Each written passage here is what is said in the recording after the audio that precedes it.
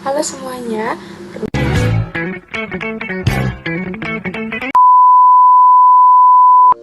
Assalamualaikum warahmatullahi wabarakatuh. Halo semuanya. Perkenalkan, nama saya Salsabila Hasna. Jadi pada kesempatan kali ini saya akan mempresentasikan perangkat pembelajaran IPA kelas 8 dengan materi Sistem Pencernaan pada Manusia. Nah, sebelum dimulai, coba kalian bayangkan, tadi pagi kalian sarapan nggak? Nah, saat sarapan, makanan yang masuk ke dalam mulut kita itu pergi kemana sih? Jadi, sebenarnya pertanyaan sederhana tadi itu akan menjadi awal dari pembelajaran yang akan kita bahas. Tujuannya sendiri, peserta didik itu akan merasa lebih dekat dengan materi. Jadi mereka itu akan membayangkan, oh ternyata materi yang akan dibawakan pada pagi hari ini itu berhubungan dengan kehidupan sehari-hari yang mereka lakukan. Dapat dilihat pada slide pertama itu ada cover dari perangkat pembelajaran yang sudah saya susun. Nah, jadi perangkat ini adalah perangkat pembelajaran IPA untuk kelas 8 SMP dengan materi sistem pencernaan. Jadi perangkat pembelajaran ini saya susun sebagai salah satu bentuk perencanaan guru dalam melaksanakan pembelajaran di kelas. Di dalamnya itu berisi modul ajar, bahan ajar, kegiatan pembelajaran, hingga asesmen yang akan digunakan. Kemudian untuk halaman yang kedua, di sini itu ada modul ajar. Jadi di sini itu berisi tentang informasi umum. Tentang perangkat pembelajaran ini saya susun untuk kelas 8 SMP dengan alokasi waktu 2 kali 40 menit. Nah, untuk materi utamanya sendiri itu tentang organ-organ sistem pencernaan pada manusia. Selanjutnya, pada perangkat ini saya juga menyusun kompetensi awal yang perlu dimiliki peserta didik sebelum masuk ke materi inti. Nah, jadi untuk kompetensi awal ini sangat penting karena membantu saya untuk memastikan bahwa siswa memiliki dasar pengetahuan yang cukup untuk mengikuti pembelajaran dengan baik. Selain itu, di sini saya juga menekankan profil pelajar Pancasila, terutama beriman, bergotong royong, bernalar kritis, dan juga mandiri. Dan kemudian, media yang saya gunakan itu terdiri dari PowerPoint, video pembelajaran, LKPD, serta buku paket sebagai sumber belajar utama. Nah, jadi untuk pembelajaran yang saya desain itu menggunakan model problem-based learning dengan pendekatan diferensiasi supaya bisa mengakomodasi kebutuhan belajar setiap peserta didik itu sendiri. Selain itu, di sini juga ada capaian pembelajaran. Siswa diharapkan mampu mengaitkan konsep pencernaan dengan kejadian nyata, serta menjelaskan gangguan pada sistem pencernaan berdasarkan data atau informasi. Kemudian untuk halaman yang ketiga, di sini itu ada tentang tujuan. Jadi pada perangkat pembelajaran ini saya menggunakan prinsip ABCD.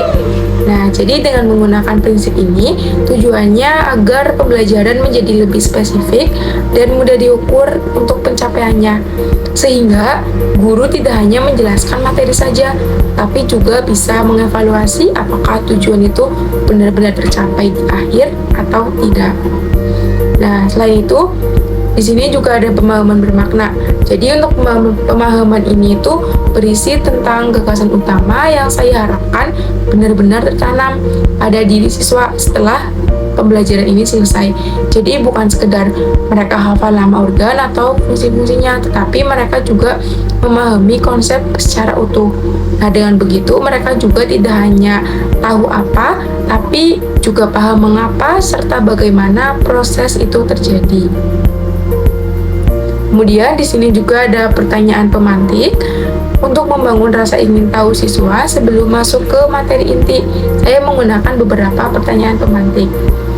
Jadi pertanyaannya juga saya buat secara sederhana, tapi mampu mendorong siswa berpikir dan menghubungkan materi dengan pengalaman mereka sendiri. Selanjutnya di sini kita akan masuk ke kegiatan pembelajaran. Yang pertama ada pendahuluan. Jadi di awal pertemuan saya itu memulai dengan salam, mengecek kehadiran, mengajak berdoa, dan juga melakukan ice breaking singkat untuk membangkitkan suasana. Nah, setelah itu saya juga mengaitkan hubungan sehari-hari siswa dengan materi pencernaan. Saya juga memberikan link asesmen diagnostik lewat Google Form untuk mengetahui pemahaman awal. Kemudian untuk kegiatan intinya, di sini saya memulai dengan memaparkan PowerPoint berisi organ pencernaan. Kemudian siswa itu akan dibagi menjadi 4 kelompok, masing-masing terdiri dari 5 orang, karena untuk peserta didiknya saya targetkan menjadi 20 siswa.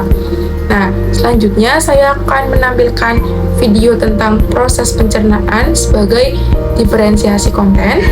Video ini tuh sangat memandu siswa untuk memahami alur kerja dari sistem pencernaan secara visual.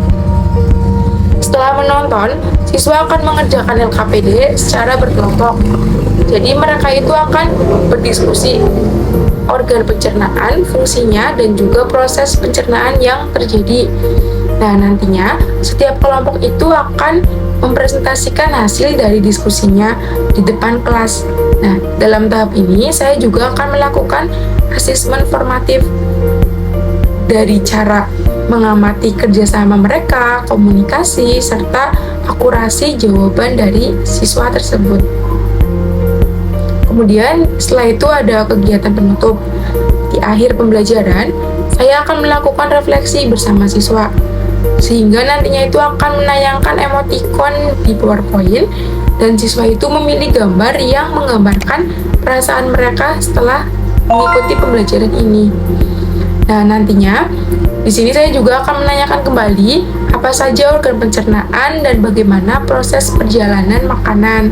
Baru kemudian akan memberikan tugas untuk mencari penyakit, gangguan, atau pada sistem pencernaan yang akan dibahas di pertemuan selanjutnya. Kemudian untuk asesmen sumatif, siswa itu mengerjakan soal pilihan ganda, esai singkat, dan juga uraian. Kemudian di sini juga ada asesmen dalam perangkat pembelajaran yang terdiri dari 3 jenis. Yang pertama asesmen diagnostik, itu dilakukan di awal pembelajaran menggunakan Google Form. Dan yang kedua itu asesmen formatif, dilakukan selama proses pembelajaran melalui observasi diskusi, keaktifan, komunikasi, dan juga hasil LKPD. Dan yang ketiga itu ada asesmen sumatif, itu nantinya berisi soal pilihan ganda, esai singkat, dan uraian untuk mengukur pemahaman akhir siswa. Jadi untuk seluruh asesmen ini itu disusun selaras dengan tujuan pembelajaran, jadi hasilnya itu akan lebih valid dan juga terukur. Selanjutnya saya juga menyusun bahan ajar. Jadi bahan ajar ini saya buat untuk pendamping yang akan saya gunakan pada saat proses pembelajaran. Nah, jadi pada bahan ajar ini saya memulai dengan menjelaskan dasar tentang apa itu sistem pencernaan, yaitu proses mengubah makanan menjadi nutrisi yang dapat digunakan oleh tubuh. Kemudian di sini juga akan menyajikan organ-organ utama dari sistem pencernaan, mulai dari mulut, kerongkongan, lambung, usus halus, usus besar, dan juga anus. Jadi untuk bahan ajar ini saya lengkapi dengan penjelasan fungsi setiap organ, gambar pendukung, dan juga uraian ringkas untuk memudahkan siswa lebih memahami alur dari perjalanan makanan yang ada di dalam tubuh. Tujuan saya menyusun bahan ajar ini dengan visual yang jelas dan juga bahasa yang sederhana adalah agar siswa itu nantinya bisa mempelajari materi secara mandiri, baik saat diskusi kelompok maupun saat mengerjakan LKPD itu sendiri. Selain itu, pada halaman berikut ini, saya juga menampilkan glosarium. Nah, jadi untuk tujuannya sendiri itu akan memandu siswa lebih memahami istilah-istilah penting yang mungkin belum familiar bagi mereka. Kemudian saya juga menyertakan daftar pustaka sebagai sumber referensi dalam penyusunan perangkat pembelajaran ini. Jadi untuk daftar pustaka ini itu terdiri dari buku panduan guru, buku pendamping siswa, jurnal pembelajaran, berdiferensiasi, serta beberapa artikel dan juga ada video edukatif terkait dari sistem pencernaan yang saya gunakan sebagai penguat materi.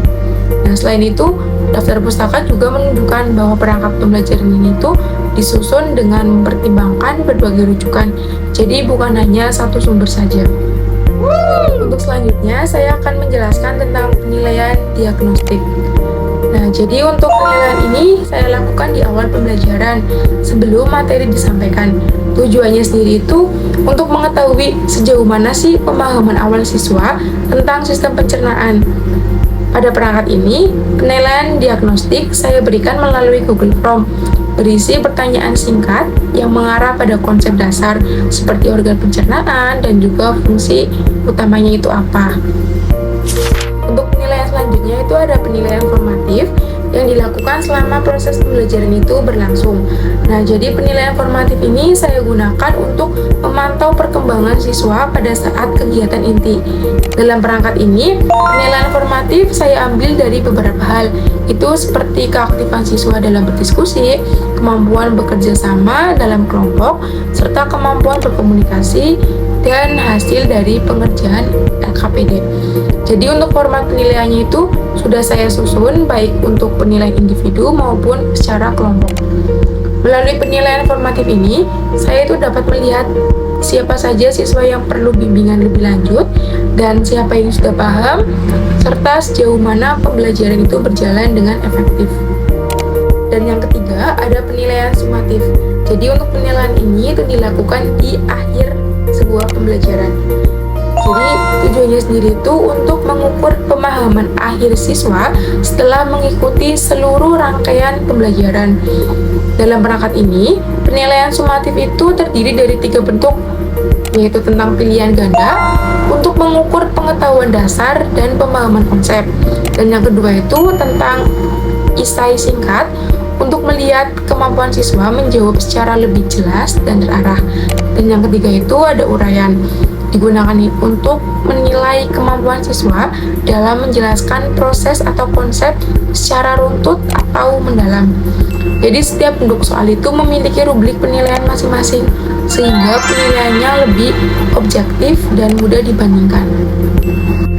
Jadi pada ketiga asesmen ini, yaitu diagnostik, formatif, sumatif, itu memberikan sebuah gambaran pada saat proses pembelajaran, mulai dari awal pembelajaran, pada saat pembelajaran, dan juga di akhir pembelajaran, sehingga kita lebih tahu untuk proses pengembangannya si siswa itu sendiri.